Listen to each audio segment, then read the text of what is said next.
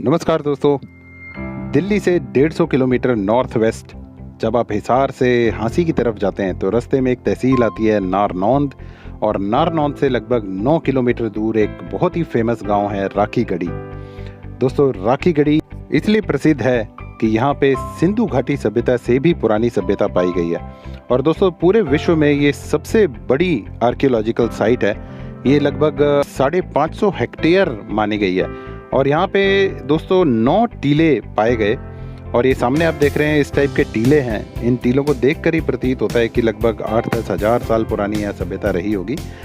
और इन टीलों की खुदाई और रिसर्च के लिए वसंत शिंदे जी आए हुए थे, जो वाइस चांसलर हैं डेक्कन कॉलेज पुणे के।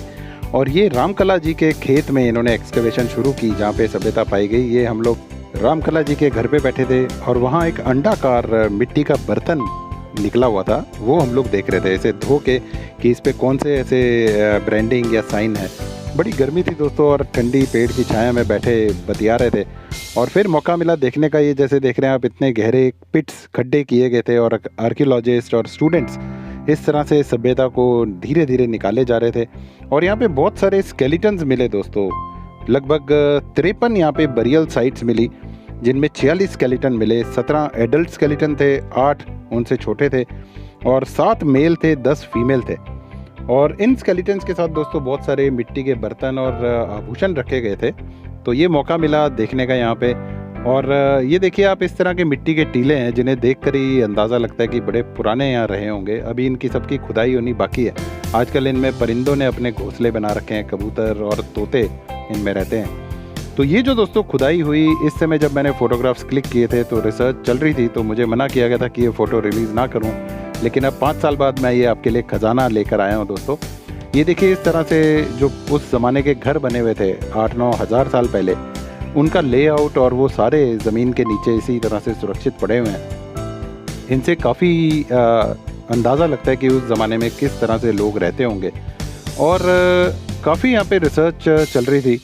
जैसे इन स्केलेटन्स में से डीएनए भी लिया गया एनालिसिस के लिए कि ये लोग कहाँ से आए थे, ईरान साइड से आए थे या दक्षिण भारत के थे या आर्य थे, क्या थे। वो सब रिसर्च अभी पब्लिश हुई है, तो वो आप अगर सर्च करेंगे आपको पता चल जाएगा। और ये देखिए कितनी खूबसूरत साइट।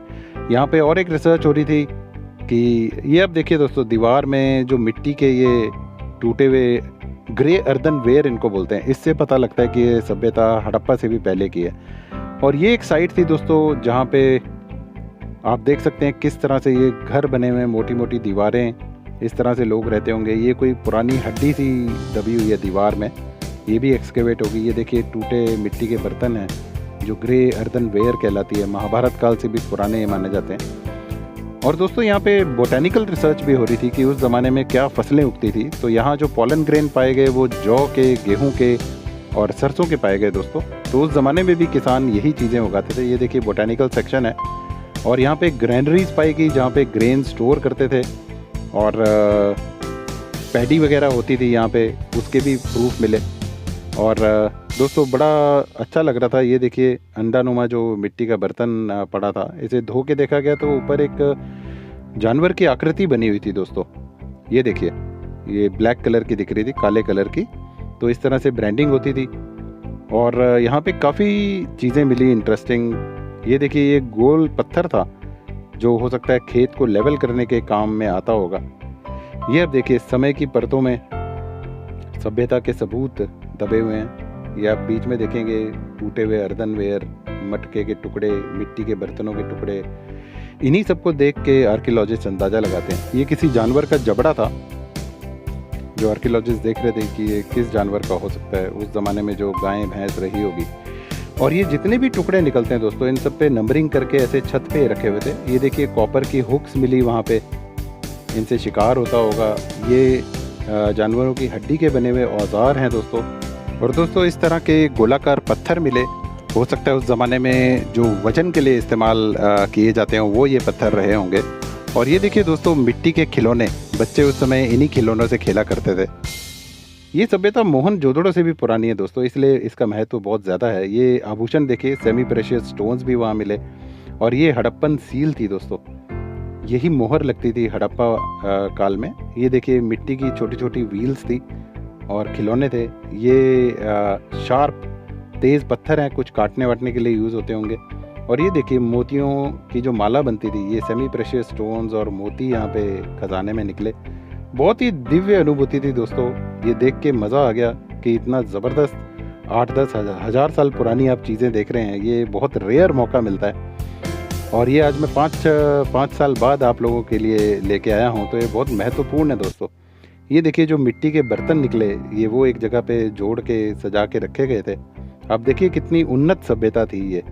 उस ज़माने में जो लोग यहाँ रहे होंगे वो बड़े एक्सपर्ट थे पॉटरी में।